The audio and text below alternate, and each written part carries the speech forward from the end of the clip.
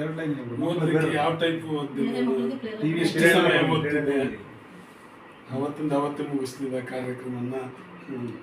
ಸ್ನೇಹ ಅವರೇ, ತಾವು ಈಗ 613 ನಂಬರ್ ತಗೊಂಡ್ರೆ 625ಕ್ಕೆ ತಾವು ಎಷ್ಟು ಗಂಟೆ ಓದ್ತೀರಿ, ಎಷ್ಟು ಕಷ್ಟಪಟ್ಟು ಅದು ಸ್ವಲ್ಪ ಕ್ಲಾಸ್ ರೂಮಲ್ಲಿ ಯಾವ ರೀತಿ ಪಾಠ ಕೇಳ್ತಿದ್ರಿ? ಕ್ಲಾಸ್ ರೂಮಲ್ಲಿ ಗಮನ ಇಟ್ಟು ಟೀಚರ್ ಏನು ಹೇಳ್ತಿದ್ರು ಅದನ್ನ ಕೇಳಿಸ್ಕೊತಿದ್ದೆ. ಆಮೇಲೆ ಮನೆಗೆ ಬಂದು ಅವತ್ತು ಏನೇನು ಮಾಡಿದ್ರು ಅದನ್ನ ಮತ್ತೆ ಓದ್ತಾ ಇದ್ದೆ.